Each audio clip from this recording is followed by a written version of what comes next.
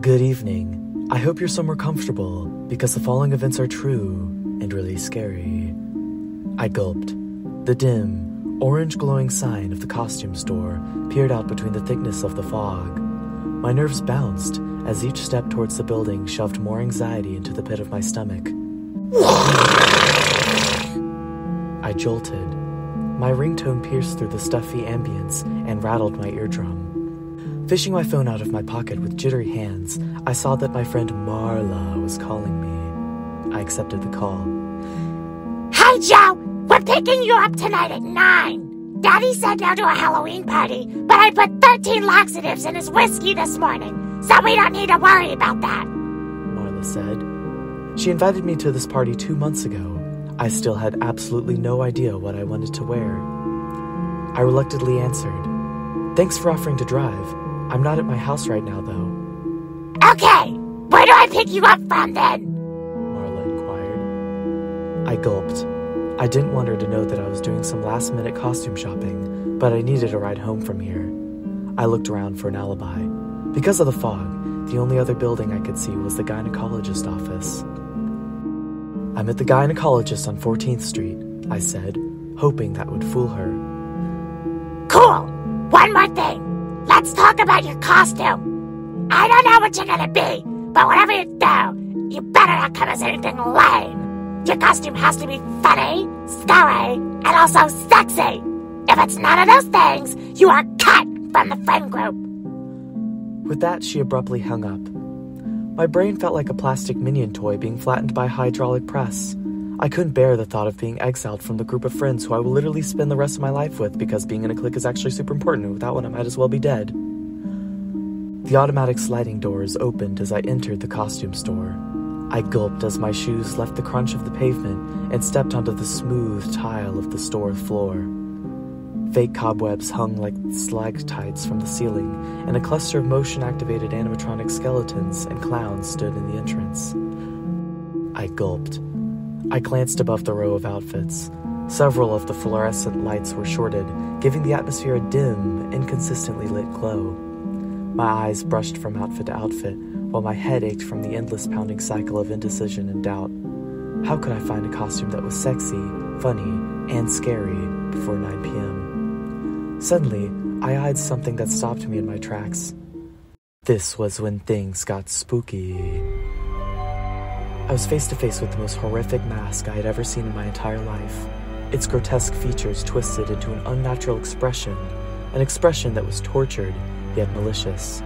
I couldn't see the price tag anywhere attached to it. Reluctantly, I reached out and touched the surface of the mask. It was leathery and warm. Pulling my hand back, I felt something sticky in between my fingers. I gazed down at my hand and widened my eyes when I saw what lay on the floor. I gulped. A puddle of some unknown substance dripped from the mask and onto the floor. I bent down and again hesitantly touched my fingers to the goo. It was also warm. My heart pounded as I tried to make sense of things. Standing up, I turned to walk away from the chilling anomaly, but when I took a step, I failed to realize that my leg had fallen asleep. Unable to straighten myself up in time, I could only gasp as I fell back into the strange substance. As I hit the floor, the mask fell from the rack and onto my face, latching on with its unsettling warmth and wet, leathery touch. I opened my mouth to scream, but to my dismay, the mask's ooze leaked into my mouth, stifling any sound. I gave up fighting and lay on the ground, staring at the ceiling. This was it. This was the end. I closed my eyes, accepting death. "Kid, what in Sam hell are you doing?" A man's voice asked. I looked up to see a janitor holding a yellow mop cart filled with bleach. Behind him was a toddler holding the leash attached to a panting golden doodle. "Who threw up?" she said. I scrambled to my feet, and with one hand I covered my mouth and booked it to the restroom. I flung open the door, letting it slam shut behind me as I keeled over the toilet and violently retched. This was when things got spooky. The toilet moved after I touched it, revealing a Shawshank Redemption-style tunnel in the wall. My curiosity got the best of me. I had to know what was on the other side. Despite the negative energy that bled into the room, an urge to reach the other side of the tunnel in the wall pulled me. I gulped. Taking a deep breath, I placed my hand on the cool tile and got down on all fours. Taking a last look behind me at the fluorescent lights of the bathroom, I entered the darkness of the tunnel, crawling my way to the other side, if there was another side. I crawled through, surrounded by darkness.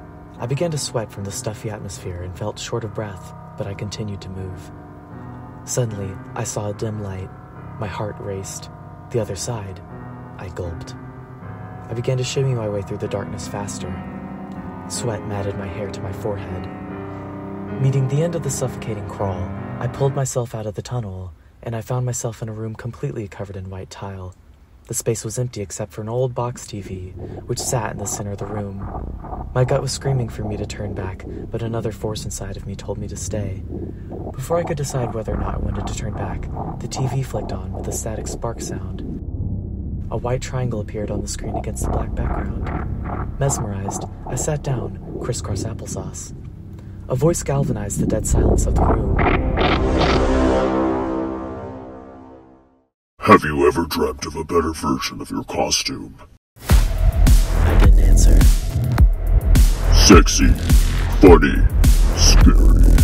The voice said, as the graphics placed those three words at each end of the triangle. The trinity of the perfect Halloween costume. All can be attained with the stuff.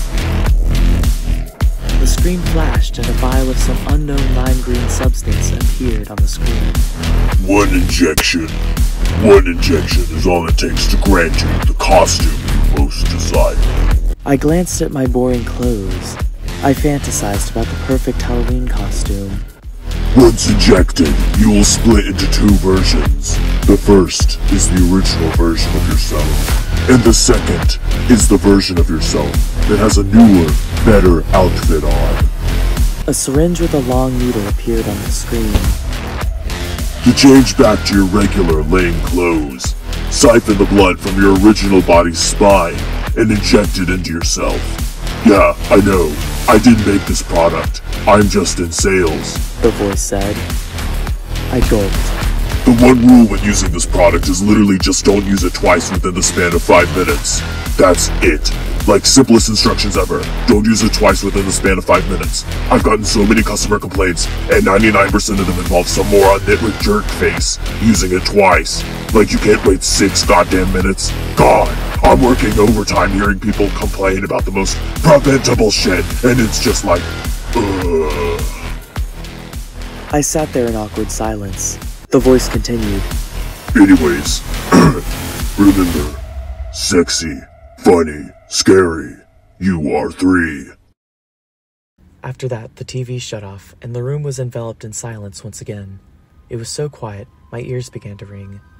Not knowing what to do next, I stood up, but noticed, unbeknownst to me, another doorway had opened up, leading to another room. I should turn back. I had no business being here. Or maybe I did. Taking one last look at the TV, I entered the other room. It looked exactly like the one I was in before, entirely made out of white tile. A mirror sat on the other side of the room. In the center lay a syringe and a vial of green liquid. I remember what the video said. If I wanted the perfect costume, I would have to inject myself with the stuff. I gulped. I bent down on one knee. The surface of the tile was cold, even colder than how it felt in the tunnel. With a trembling hand, I picked up the green vial. Should I really do this? I was debating whether or not it was a good idea to inject myself with a medication given to me by an unknown person in a strange room behind the wall of a bathroom in a pop-up costume store. Then I remembered what Marla said to me on the phone. If your costume isn't funny, sexy, or scary, then you are cut from the friend group. I gulped. I placed the needle on my arm and took a deep breath. There was no turning back. I couldn't risk bringing something lame to the Halloween party. Grimacing, I pushed the needle into my vein. Slowly, I pressed on the syringe's piston, and the stuff entered my bloodstream. I placed the syringe and vial in my pocket for safekeeping and waited. Nothing happened. I paused. I couldn't remember if I was supposed to give myself 1 or 2 injections. I was picking at my belly button while the TV explained that part. Shrugging, I pulled the syringe out of my pocket and shot myself up with the stuff a second time. My stomach rumbled. I saw the letter C float by my head. I gulped. My throat violently closed up, and I instantly dropped to the ground, convulsing and seizing. I felt like an asthma patient after running a 5K. I flailed around and grabbed at something, anything I could use to hold on to. This was when things got spooky. My vision blurred and I began to see sparks. The room rapidly spun and shook. Being a frog inside of a blender probably felt better than this. Blacking out, I could only think in abstract thought. Sparks and fire licked my eyes. Literally, the fire had tongues and was actively licking my eyeballs. I screamed, but I realized I had no mouth. Like that one book. Suddenly, the fire formed into the shape of a tiger that had the face of an Eastern European man with a thick mustache. "You are sexy American guy," he said. I gulped. Hearing rapid approaching footsteps, I swiveled to my left to see what was coming. A silverback gorilla was running towards me at an alarming speed. Before I could run, it jumped high into the air, spun around, and sat on my face. Surrounded by darkness, I writhed and pulled myself out. I splat onto the floor with a sickening thud and curled into a ball. My hearing was muffled, and although the floor was freezing, the air in the room was dense with humidity. I lay on the floor for a bit. My bones were stiff. I needed to move. I turned around and screamed. My lifeless body lay behind me. In the area where my spine should be was a large, bloody, gaping hole. I didn't feel so good. I had the pain from a stubbed pinky toe concentrated into my skull. Shrugging, I stood up. The mirror on the other side of the room was thick with fog. My bones creaked as I placed one foot in front of the other, shuffling to the mirror. I wiped the fog from the mirror, and my jaw dropped in terror upon seeing my reflection. The most fucked up, grotesque, horrific monstrosity couldn't possibly come close to rivaling what I saw in the mirror. In the reflection, I saw myself, only I was wearing a black t-shirt. On the shirt, in white text, it read, "Costume loading." I keeled over and vomited. This was the lamest costume I could ever imagine. My head throbbed. I couldn't go out in public like this. I was an abomination. I had to switch back. This was when things got spooky. I spun around to grab the syringe from my other body, but I jolted when I saw the golden doodle from earlier sniffing my lifeless clone body. I gulped. The dog dove into my other body's skin and wriggled around inside of it. I screamed and ran towards the golden doodle, who was now wearing my skin. It dodged me and darted out of the room as the skin of my lifeless clone flashed behind it. "Hey, give that back! I need it!" I yelled. As much as my bones hurt, I staggered forward and sprinted after the dog. The skin-thieving dog barked and shimmied its way through the tunnel, running at full speed. I ducked in right after it. Heaving, I felt the air get thick again as I stomped through the tunnel. The dog was quick, but I had to get my body back at all costs. I saw light at the end of the tunnel, and also a figure. It was a little girl from earlier. Hello? She inquired. I emerged from the tunnel and met her gaze. The toddler screamed and violently puked on the floor from disgust after seeing my costume. "It's so lame! Oh my god! It's so lame!" The little girl ran out of the bathroom, shrieking. As she burst out of the door, the golden doodle wearing my skin followed her. In hot pursuit, I flung myself out of the tunnel and tailed the dog. The hypoallergenic flesh thief weaved through the stacks of costumes and out of the automatic sliding doors at the front of the store. I slid through the doors, nearly catching up to the dog. Suddenly, a BMW roared out of the fog and onto the road. It abruptly stopped in front of me. A familiar voice shrieked through the thick haze. Joe, get in the car! I can only drive for so long before the edibles wear off! Marla yelled. I opened my mouth to speak, but I quickly clasped a hand over my mouth. I couldn't be seen like this, not while wearing the lamest costume in the history of humanity.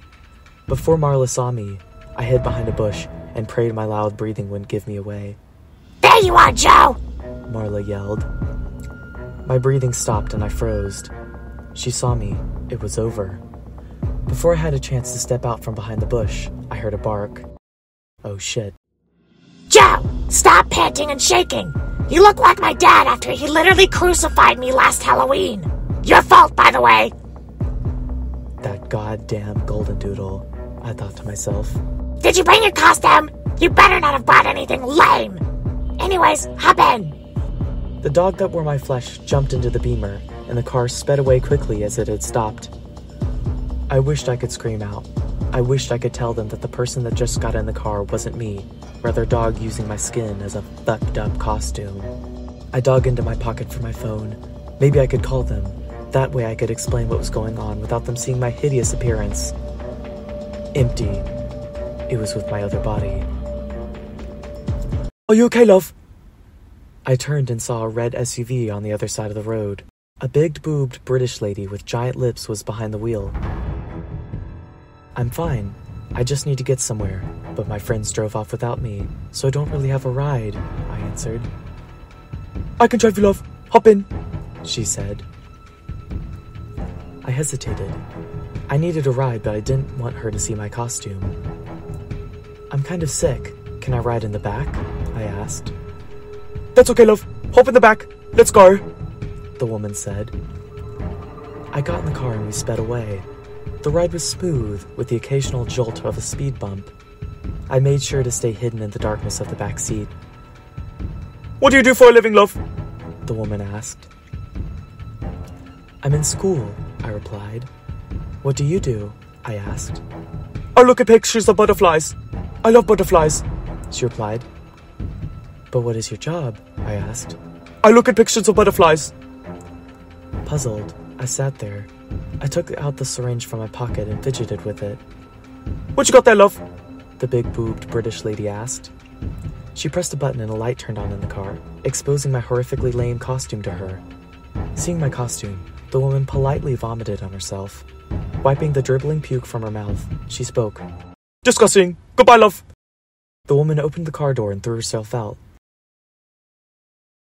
I could do nothing but scream as the uncontrollable car smashed through some bushes and rocketed towards the house at top speed. I screamed, then I gulped, then I screamed again while gulping.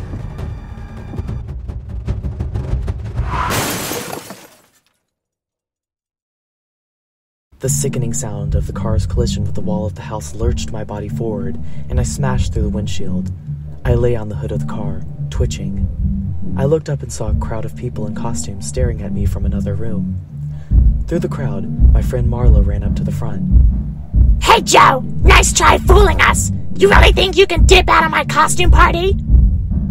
I coughed and spat a wad of blood out of my mouth. Anyways, I think this belongs to you. With that, Marla pulled my skin out from behind her and threw it on the ground in front of me. Also, don't worry about the wall. I'll make Daddy pay for it. Anyways, show us your costume, Marla demanded. I gulped. Hey, yeah, I think his costume might be lame, one girl dressed up as Helen Keller said. Everyone murmured and began trying to take a closer look at what I was wearing. Hurriedly, I nabbed the syringe from my pants pocket and held it up, ready to transform back into my old body. Yo! He brought acid! A random guy dressed up as the Cat in the Hat said. The room suddenly filled with a roar of cheering. Huh? I asked. Marla quieted everyone and turned to face me. Joe, I cannot believe you just brought acid into my house. That is so fucking sweet! Thank you so much! I don't care anymore about what you're wearing! You've just been promoted to my 23rd best friend! Congratulations! The room once again erupted into cheering and clapping. I looked around the room and grinned with my teeth that I had left. Today, I realized a powerful lesson. At the end of the day, it's not the costume that counts. The real heart and soul of Halloween comes from getting really, really, really shit-faced. I closed my eyes and reveled in the applause of the crowd. It looked like Halloween was saved, after all.